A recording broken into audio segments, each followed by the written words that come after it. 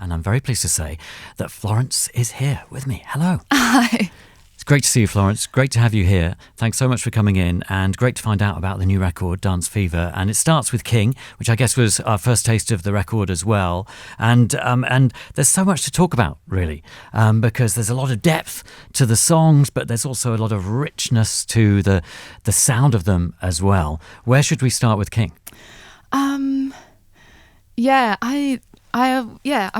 It's really nice to be here actually, because the album track by track talk through is actually something I really look forward to. So thanks for having me back. It's a pleasure.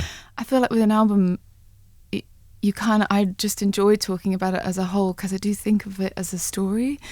And so even when you're trying to talk about tracks individually, it's hard to do that without the scope of the whole record. And so King always felt like it was going to be the first track from the very beginning. And it was one of the first songs I wrote for Dance Fever. I think I wrote it in 2019.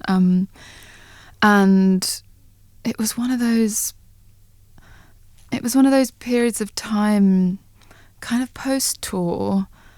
There's this weird lull of feeling like I should be relaxing, I should take a break. But also, suddenly the hunger to write again becomes really kind of insatiable. But also you've run out of steam, so it's always a period where you think, I'll never write anything again. I don't have anything to say. Yeah. And it was one of those, and sometimes I'm get into that mindset and I have to challenge myself to write something. And this song just kind of arrived fully formed, end to end. It had come from a real sort of conversation in a real kitchen, and then it just sort of expanded into these archetypes and something. I would think I was trying to undercut the very real question all the time with this kind of grandeur. So the choruses are these kind of grand statements, and then the verses of sort of the agony of it, like the agony of the truth of the reality of the situation. And all the time you think you can escape into the grandeur, and then the reality keeps coming back. Yeah, and that kind of duality runs through the whole of the album, doesn't it? In many ways. Yeah, it really does. It goes kind of mythological, very real. Mythological, incredibly real. Like mythological, painfully real, like all the way through. Yeah. I mean, with King, some people have been describing this as a meditation on womanhood. Right, yeah. How do you feel about that?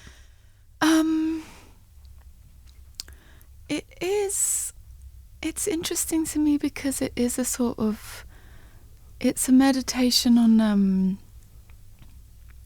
what I like about songs, and I always find that I trip up when I try and explain them. It's because I feel like they can hold so many ideas and concepts, because there's so many layers to it. There's the original spark of the thought that sets off the song, and then the song takes over and you're kind of channeling the song, and then there's the music that sets to it, and then it's what people's interpretations of it are. So I feel like a song can hold so much that like a flat statement can't.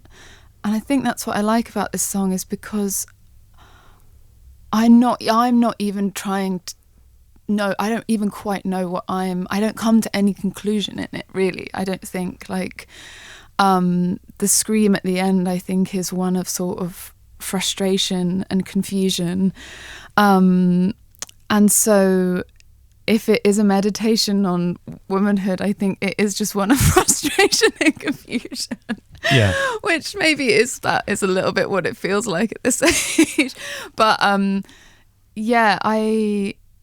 I think I try to avoid making a song into then a spoken statement of what it's about, because I feel like once you write it and you let it go, it's up to other people to kind of make their own decisions, and that's usually based on how they feel about things. Yeah, and at the time that they hear it, because exactly, it can mean many different things, totally different in many things. different occasions. But it's interesting, isn't it? Because you make big statements at the same time. You're aware of all these contradictions, and yet you make a big statement in so many of the songs. And so with King, it's "I am no mother, no bride, I am king," which is a big statement. But at the same time, you're fragile and not in control.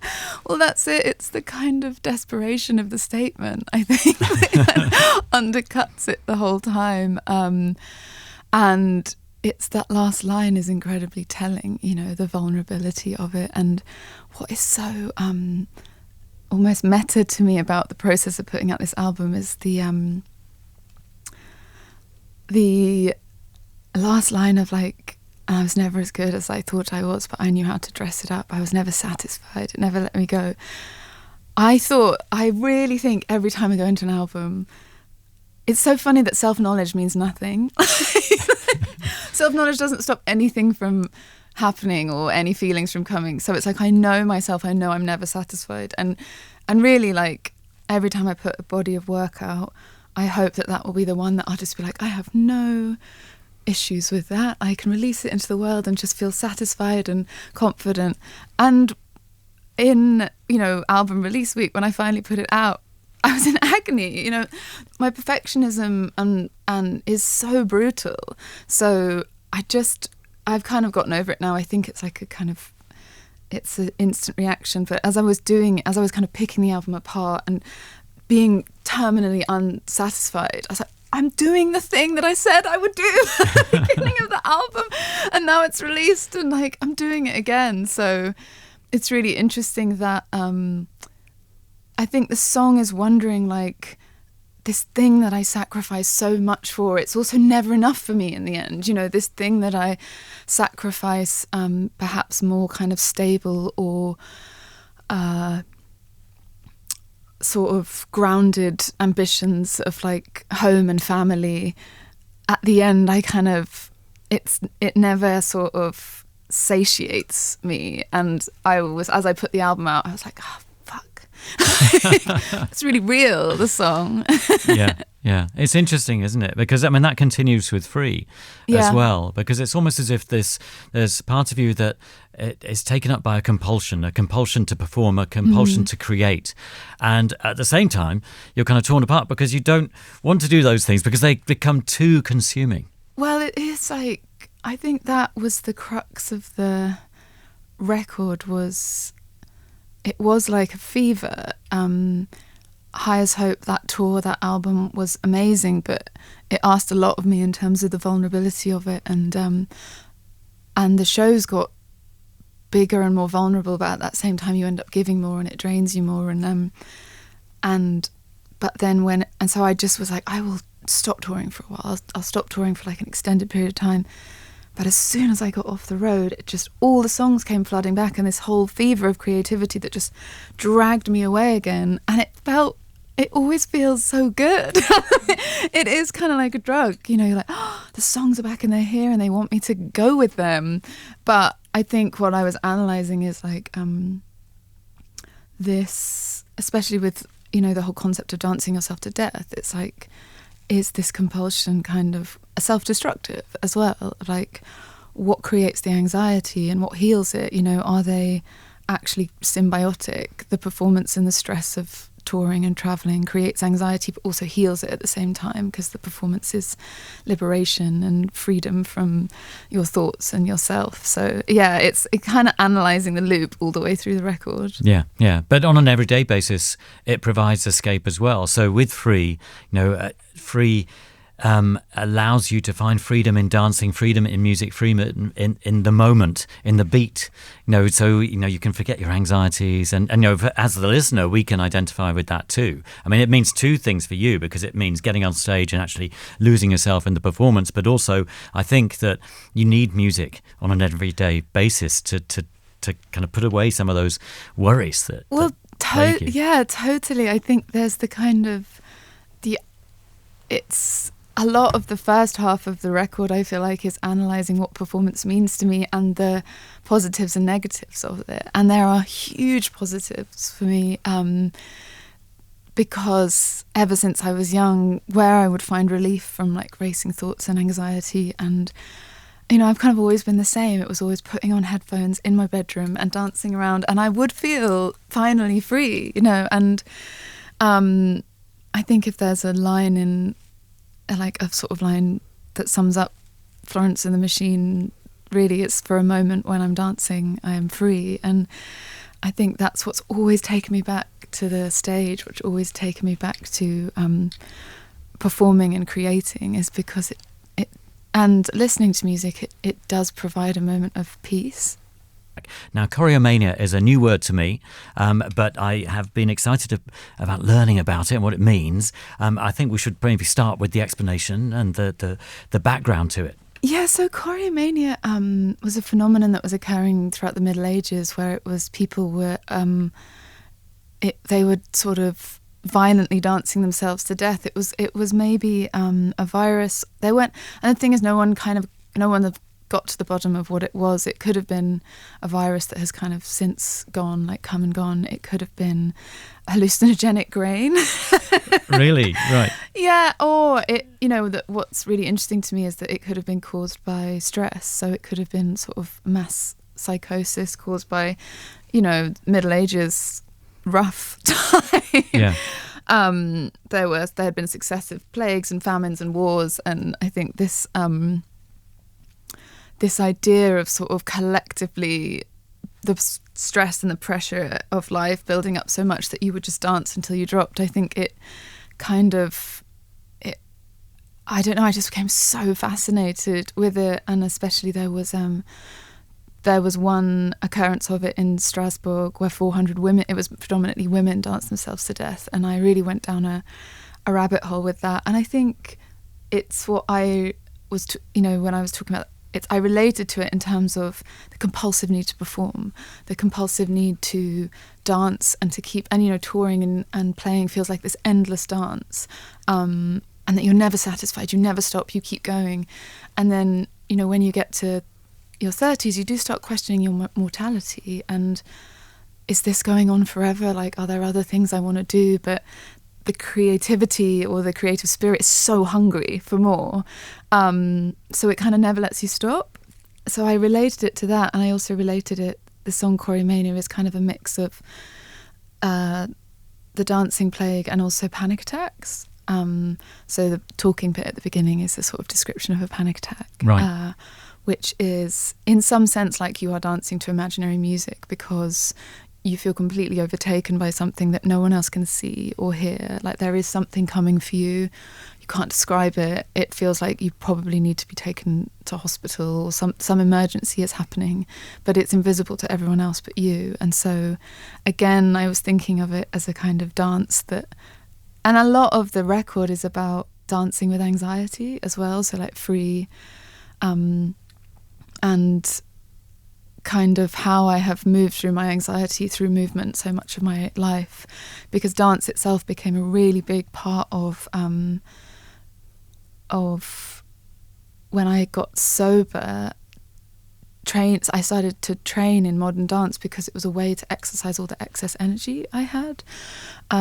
Drinking had always been a way to quiet my mind. Like I've got racing thoughts all the time, it never shuts up, and it was either performance or creation would make the sound. It's interesting that making sound made the sound in my head quieter, so it was like, which I think it explains how the transition of my records over the last year, like if you could think about when I was young how loud that sound of my head would have been and how loud the noise would have had to been to drown it out. So this cathedral of sound I think came because the voices in my head were so loud. And it's interesting that I think I've never been quiet. I love it every time. I'm like, I'm minimal now. Everyone's like, you are not.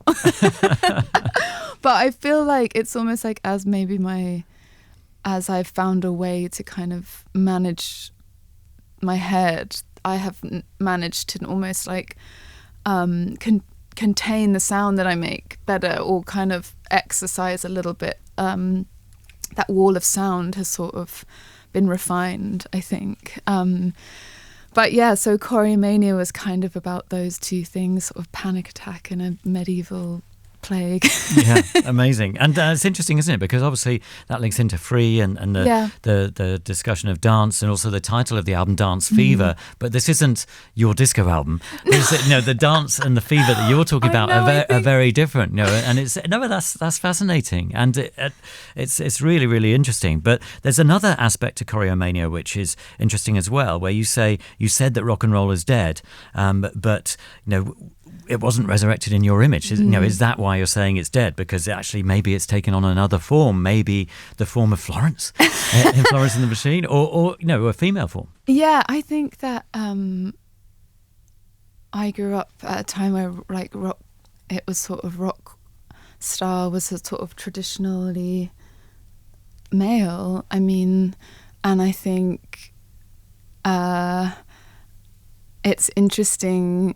It's also interesting, like, to and I would always see, like, every now and again there would be some interview that would come out, or some journalists would be like, there's no rock and roll anymore, and I'd be like, well, maybe it's just not because it's something that you don't align yourself with, that you can't see yourself in. And it would usually be men saying there's no rock and roll, like there's no rock stars anymore, and I'd be like, maybe it's just because you can't see yourself in it. And I think it really is a spirit of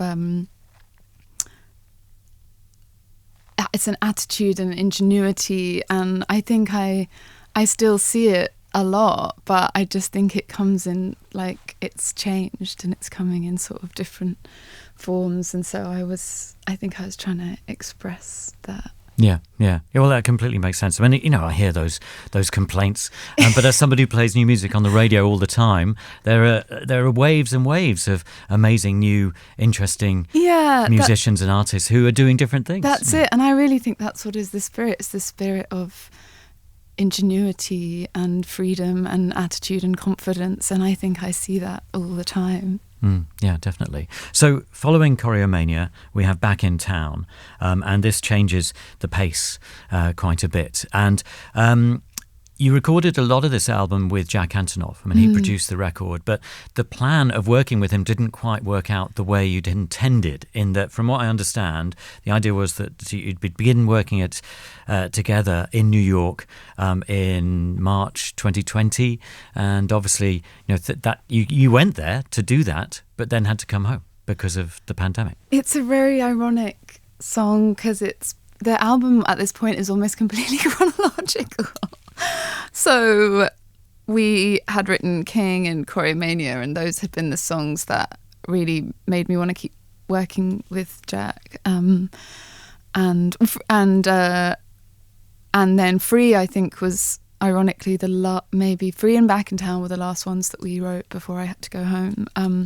So yeah, Back in Town. I'm back in town, and now I'm home. Yeah. And now I'm out of town, and now it's get out of town fast. So there's, that idea that we're going to go out on the tiles. No, it didn't. Yeah, well, it was this, again, with the record and the idea of the sort of fever of it. It was like a record had swept me up again, and I think this song is very much like a New York love song as well, because New York was where I was going to record the record, and I have such a complicated relationship with it, because if you can go to New York, it's kind of like being in the movie of your own life, and you end up doing really like insane stuff because none of it feels real. It feels like a hyper reality, and I think I was trying to describe that feeling, and then it's such a place of fantasy that I think it's almost like I create what's going to happen there, like, because I'd booked like a month there, but it was also like, it's like a month away from home, it's a month away from family, it's like a month spent, pretty much alone again, working. And I think when I got there, I had this realization of like, which is like came for the pleasure, stay for the pain. It was always just an empty room. It's like I go there with the intentions of like, this is going to be so magical and alive. And then a lot of it is just like me in a room on my own. Yeah. And I think that is the sort of push and pull of the creative process of this record, of being like the fantasy kind of drags you away from stability, of being like, and like go for like these experiences, and it's going to be like a film, and then so much of it actually when you get there is I'm alone.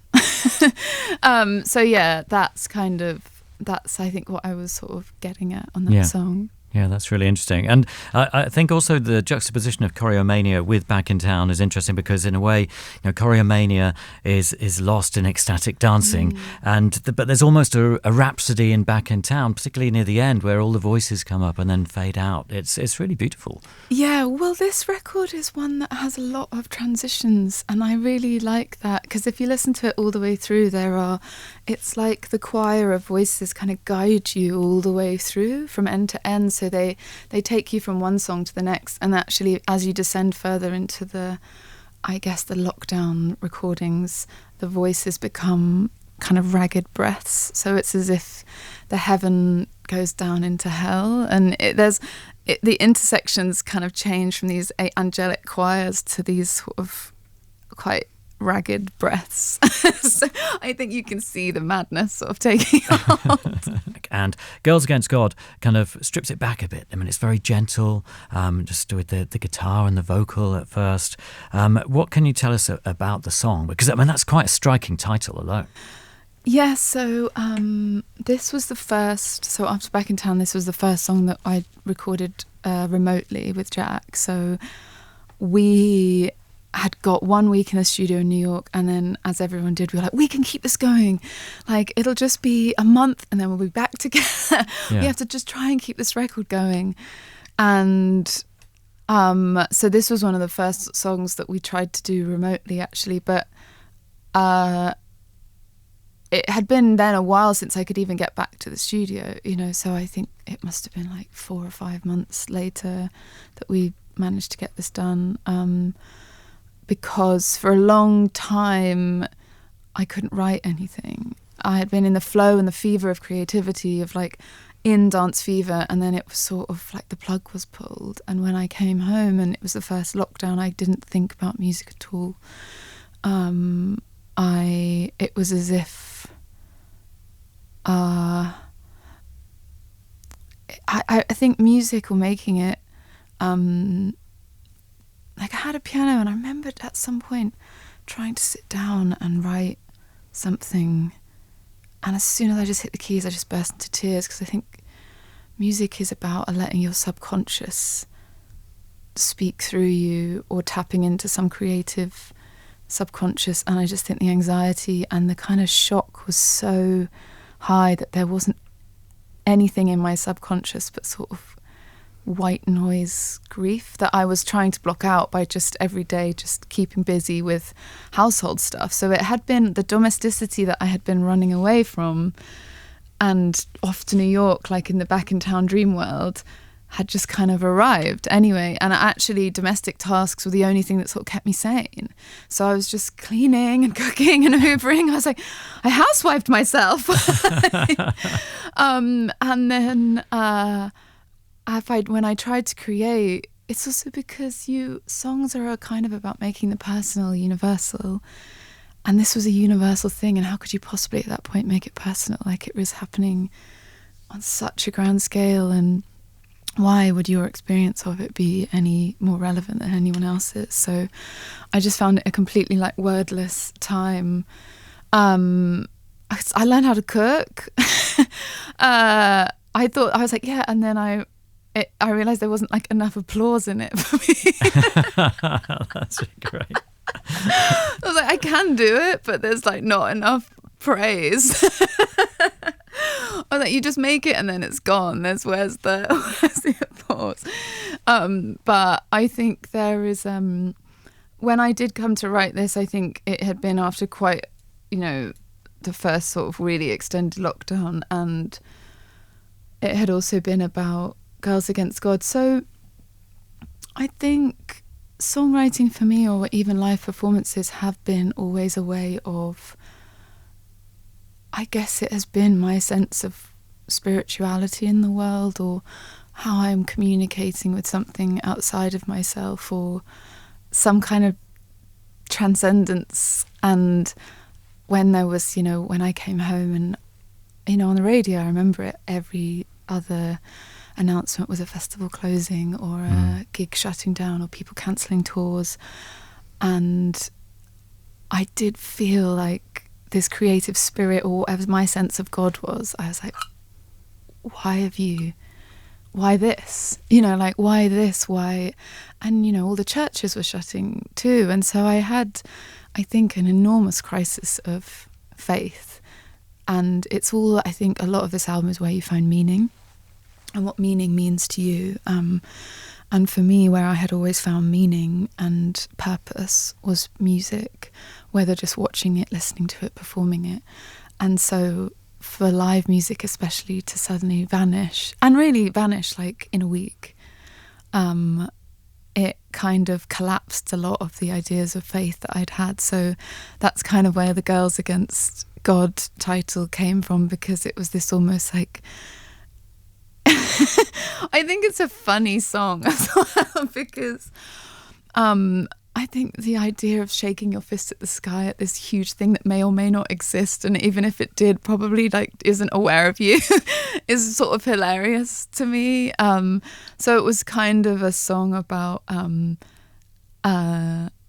like this sort of rage at heaven almost, but in the song understanding how useless that is. Yeah. I love the references to back in 2006 as well, and Tom Veck. That's just great. Yeah, so it was like I was. It was interesting because did another interview and they were like, "Well, you seemed a bit young for a midlife crisis," but I was like, I think it rocketed all of us into some kind of midlife crisis, no matter what age you were, because you were left with your life up to that point. That was it. And we had no idea now. There were no plans. We had no idea anymore what the future looked like. So you were kind of left in this nostalgia loop. And what was really interesting to me was what I was nostalgic for were things that in some way weren't even available to me anymore. Like, I'm like 35. I'm not going down to TDK Festival to see Tom Veck and like dance on a skip.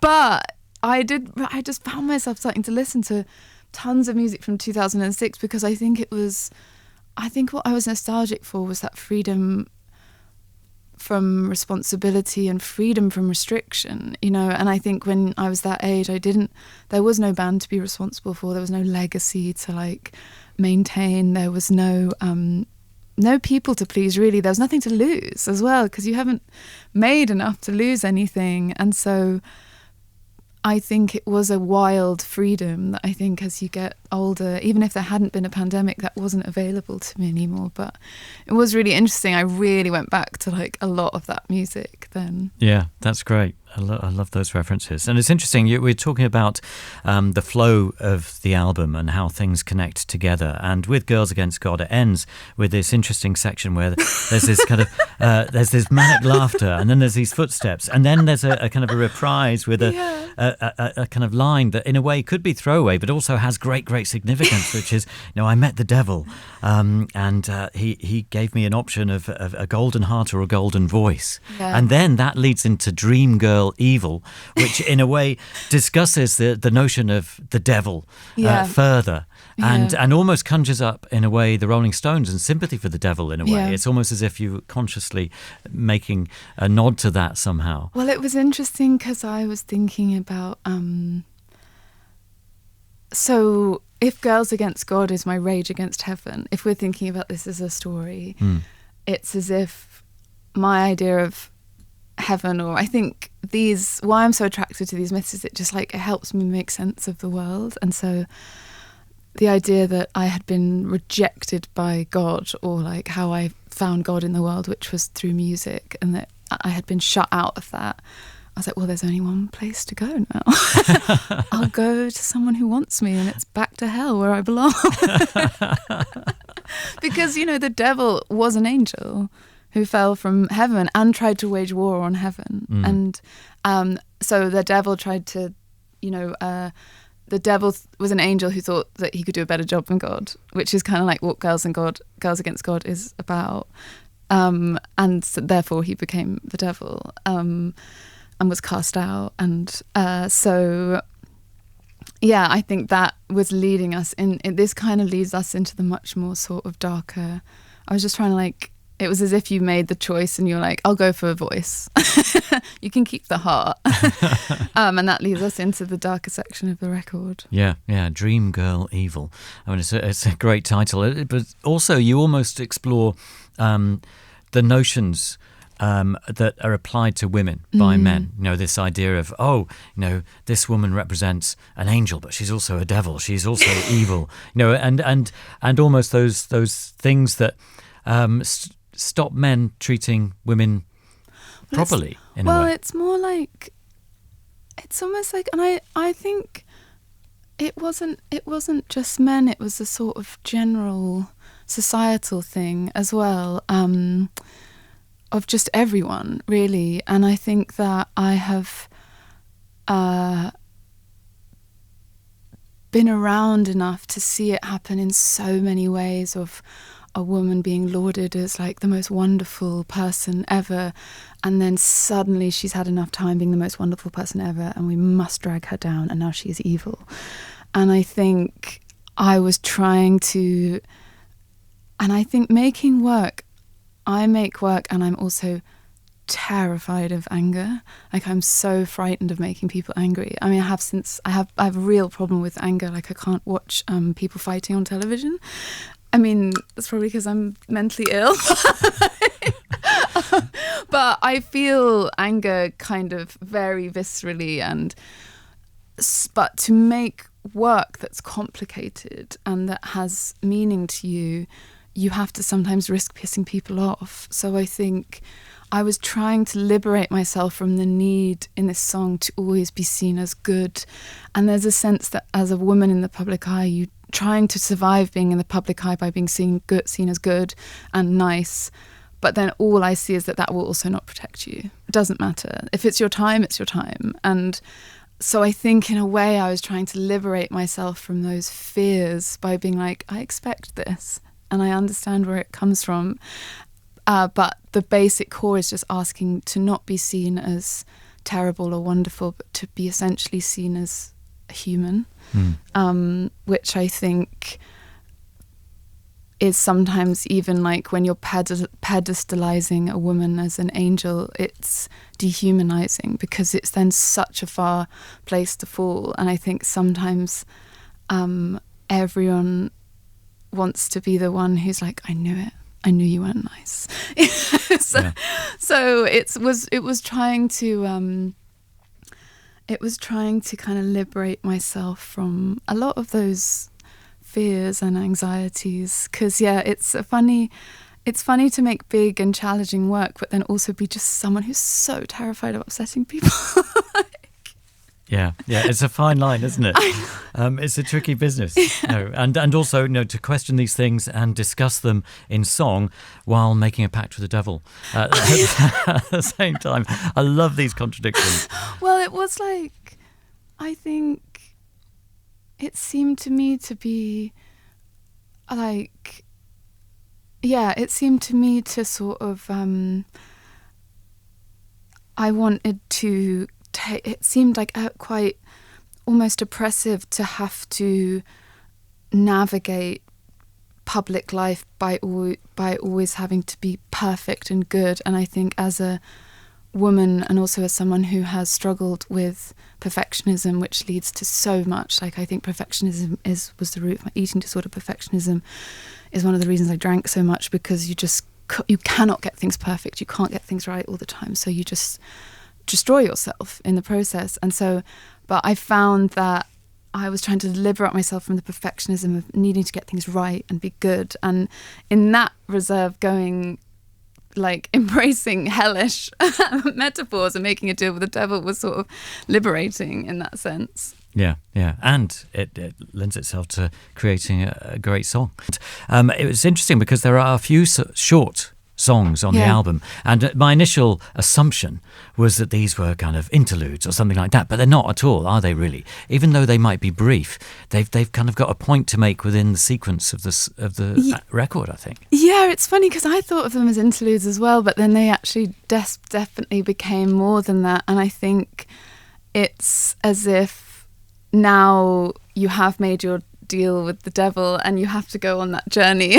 Like, and all of these little songs are part of that journey. And this song again is sort of referencing this idea of getting to the gates of heaven and then being shut on you as you get there.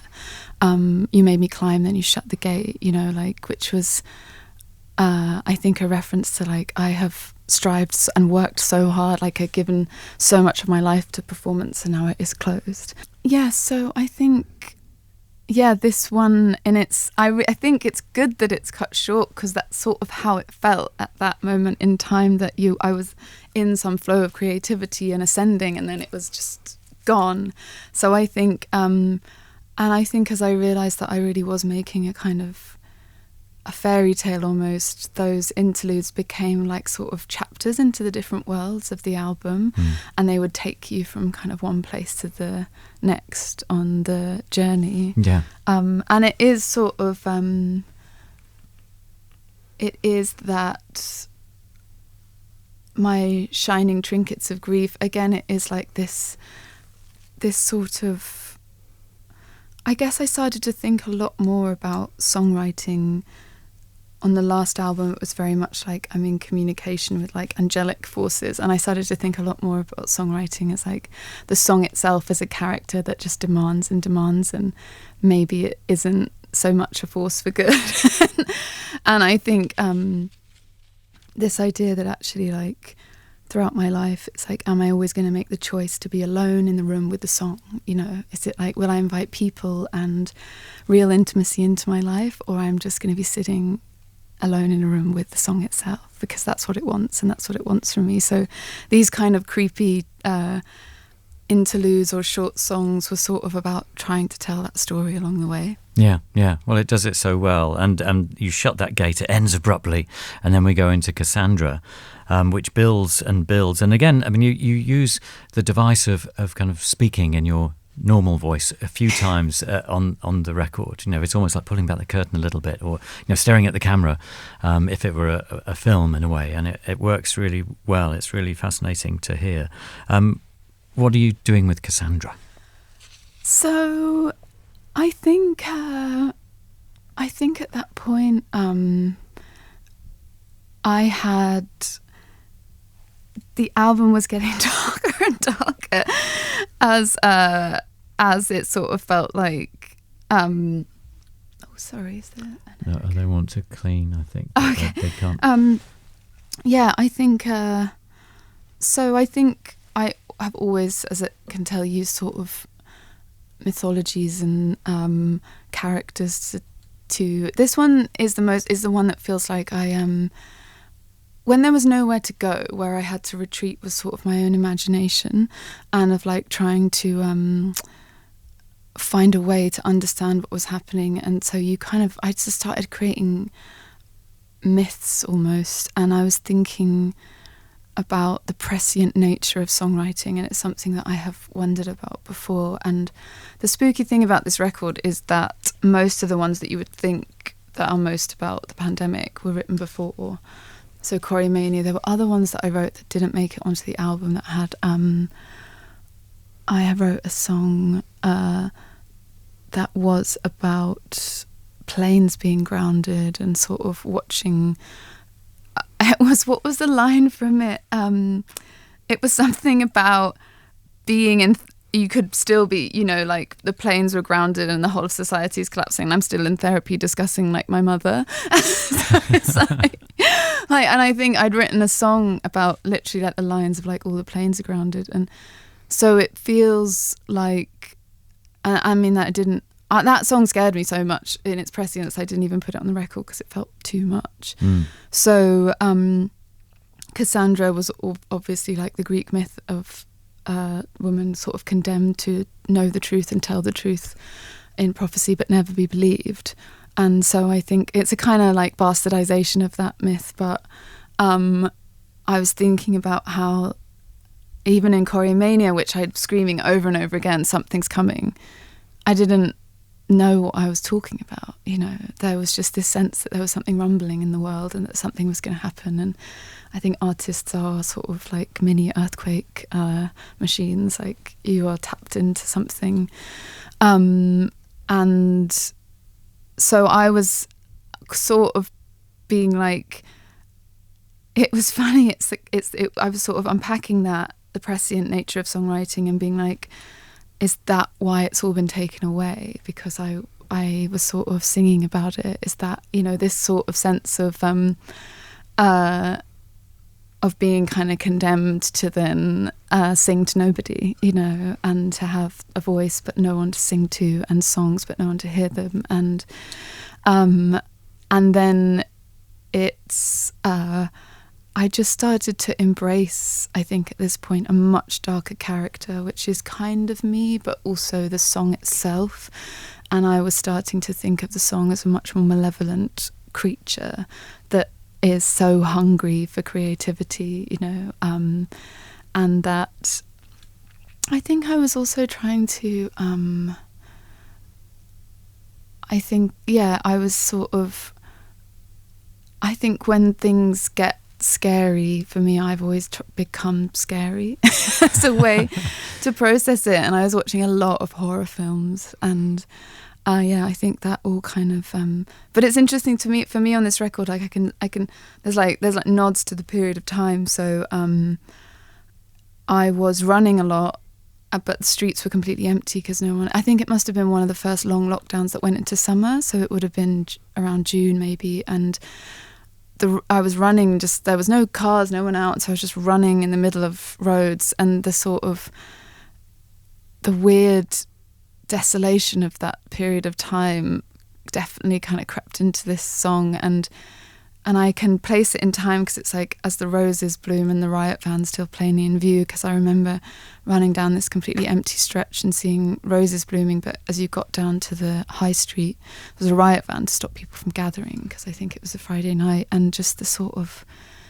the sense of sort of the kind of emptying collapse of everything is very much like in this song. And again, with the sort of so much of the record being about meaning, it was again, a lot of it is trying to talk to the sort of creative spirit, or to now maybe some kind of God that I'm furious with, that just being like, why? Which I'm sure a lot of us in our own way, whether you believe in something or don't, we're doing at the same time.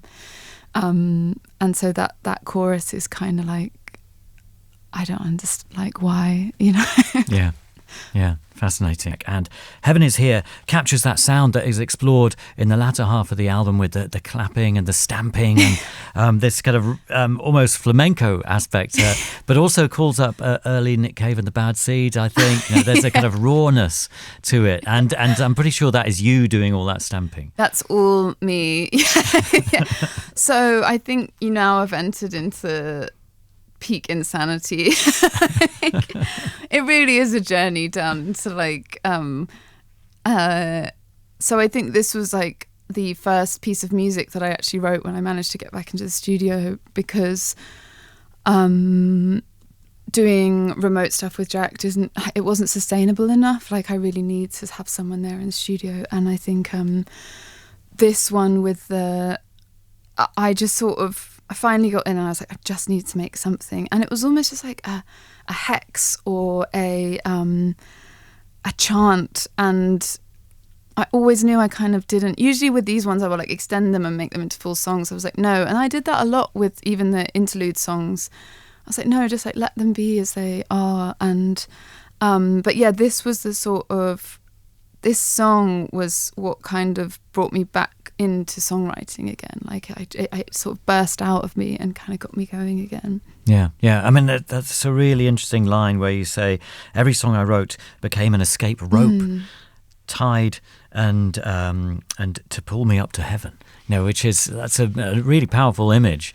But it's also tying in with what you're saying about, you know, the songs and the way that they interact with you. You know, they're kind of like an outside force at times. No. Yeah, well, that's sort of so much the core of this album, is that the songs are an outside force that are pulling me this way and that way. And I need them, but sometimes I don't have control over them, and like who's channeling who, like who's in control? I'm not really sure. And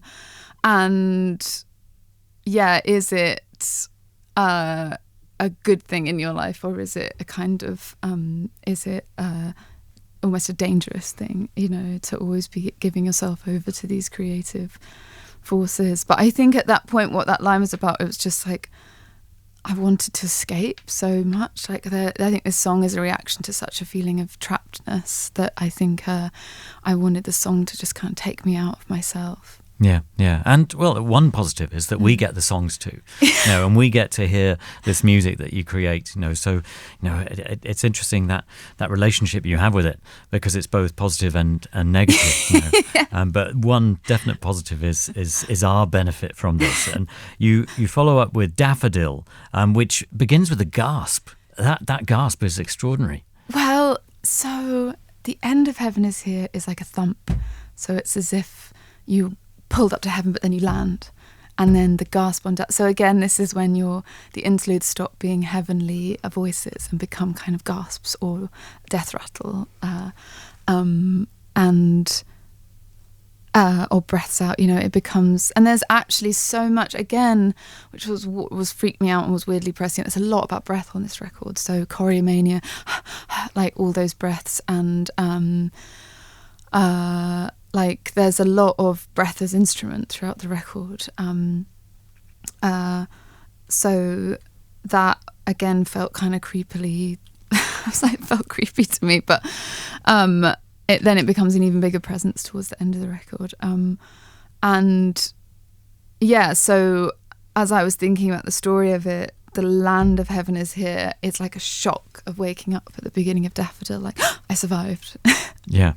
And I mean, Daffodil's really interesting because, daffodil, the very word is the chorus, which I love, and it's great, citing that flower. And there are, again, other really interesting things being discussed in the song. I mean, the lines which you say, a generation soaked in grief, trying out, hanging out by the skin of our teeth, and do you feel that about your own generation, or is that about another group of people?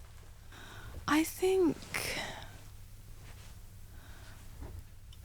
like it was that, I feel like, again, if you're thinking about it chronologically, so if like Cassandra was one spring, Daffodil was a whole year later, another spring. So the roses have begun to bloom in the summer of Cassandra, and then a whole year later the daffodils are blooming, and we're still in a pandemic, and I think at that point it was also this sort of collective realization that this thing was really going to go on for a long time, and that the song itself was and it was about that moment of kind of seeing regeneration in nature and the daffodils blooming, but feeling, I think that's when another variant had really begun to take hold, and so there were all these moments of hope that were emerging like spring, but then being kind of crushed. And I think that the world bent double from weeping, and yet the birds begin to sing. I think it was that strange, it's like a glitch, it was like nature and everything is carrying on despite us, and yet we are sort of all weeping at that point. And so I think I think at that I was really grieving, I think at that point, and also acknowledging this moment of spring too. So I think that the juxtaposition in the song is really intense. Yeah, and it kind of builds to a frenzy in a way. Well, that was it. I think it was like a spring song, but at the end it was just like a scream, and I think that's how it felt. It was like the buds were all emerging, but underneath it just felt like screaming, like everyone, but silently, because it was this incredibly heavy time of it was just sort of everyone screaming internally. So I think I was making that scream external at the end. Yeah. And we've mentioned Jack Antonoff as one of your main collaborators on this record. He was the person that you were originally going to New York to work with. Obviously, the pandemic happened, plans changed, things changed, and you also worked quite a bit with Dave Bayley of Glass Animals. And I know that Dave was the person you worked with on My Love. In a way, the element of hope that we heard and saw in the face of those daffodils, I'm kind of feeling more hopeful now with My Love. I think it's like, if I think about the album as a sort of movie, I feel like you go through this Nick Cavian hellscape, like rock and roll hellscape, and then it's as if the sort of climax of the movie is suddenly you end up in a nightclub, like this sort of ecstatic dance party takes place. It's as if, I guess I saw it as if the kind of scream at the end of Daffodil, all that really intense sound sort of shot you off into a different world. And yeah, so I kind of wanted this moment of ecstasy at that point in the record, but that has an undercurrent of grief as well, because it is so much about kind of tell me where to put these enormous feelings, that I have of that I have always channeled into performance, and without performance I don't really know where I would put them. But yeah, in the kind of film of the Dance Fever movie, I think this is the point where you're kind of suddenly in this nightclub. This like moment of ecstatic relief comes. Yeah, and then it's followed by Restraint. Yes, I love Restraint. So, so I think this one was sort of a nod to some of the... I think it's so funny. There's always like, you can get all the praise in the world, but there'll always be like one reviewer or one person who you remember forever. Because it's terrible, isn't it? Like all the people who say the nice things you forget about, and then the one person who sort of consistently isn't into it, you're like obsessed with them. It's a harsh reality. But it was sort of, I think I was trying to make a joke of like, I think there's always sort of a criticism that it's like, she's too much, it's like every time and it just kind of became a sort of joke. It's like every time I would try and pare myself back, I would just be like someone who would be like, no, you haven't. And so I think it was kind of after the biggest, most ecstatic track, I just thought it was kind of funny to me to be like, did I manage? Am I quiet now? After the barrage of like Heaven Is Here is clattering, like that enormous like metal sound of Daffodil, and then My Love, and be like, do I seem quieter? I just thought that was really funny.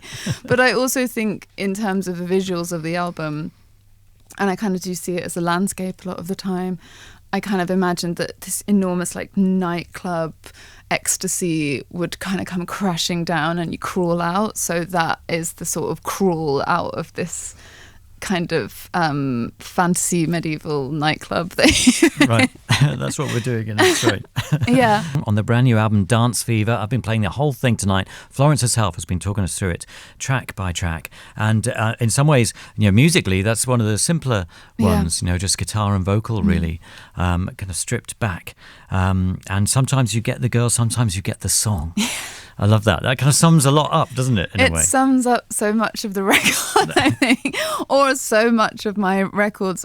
It's kind of a summation of my life's work. That's I debated a lot whether to put this song on the record, because a lot of this record was navigating like old world and new world. So this song was written in sort of like, this song was written, I think, very early on, so this would have been much more like almost back in like Highest Hope world. And I wrote it with what was really interesting about it, which I realised it's the first song I ever demoed on guitar.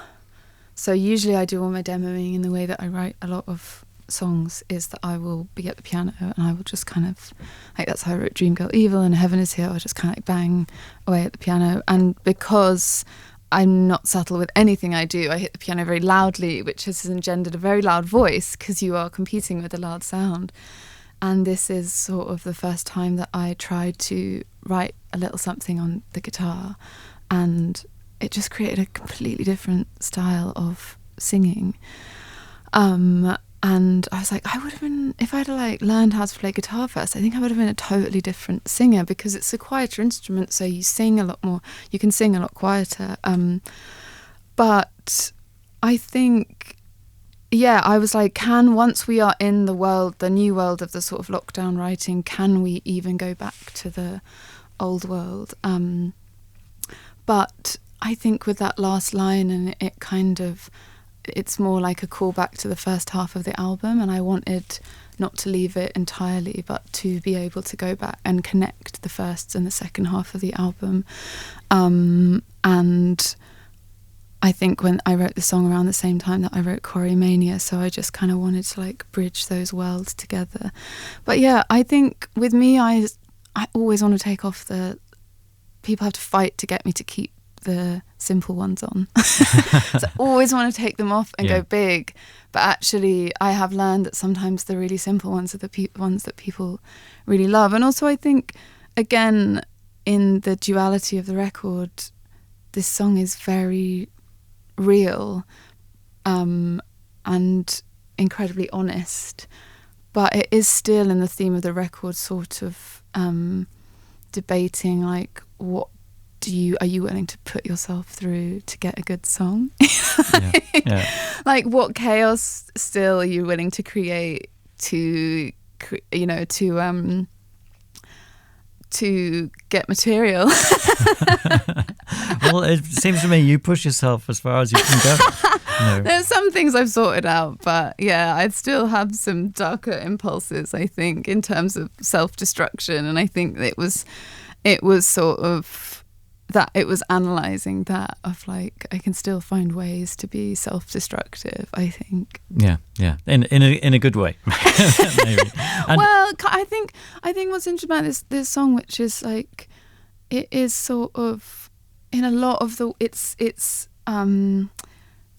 it's taking, I think, what have been a theme of so much of my records, which is this idea of like unrequited love and desperation, and kind of seeing it for what it is, and being like, oh, this is potentially isn't love, it is almost like a creative impulse for constant regeneration, and that if you can always keep sort of blowing your life up and recreating yourself through other people, you never have to sit still. You can kind of keep the dance going endlessly of running away from intimacy and stability, and at some point that does feel like a creative exercise. But it's like, I think it was almost as if I had more self-knowledge at that point to see what it was, and then be like, I don't know if I'm going to do this.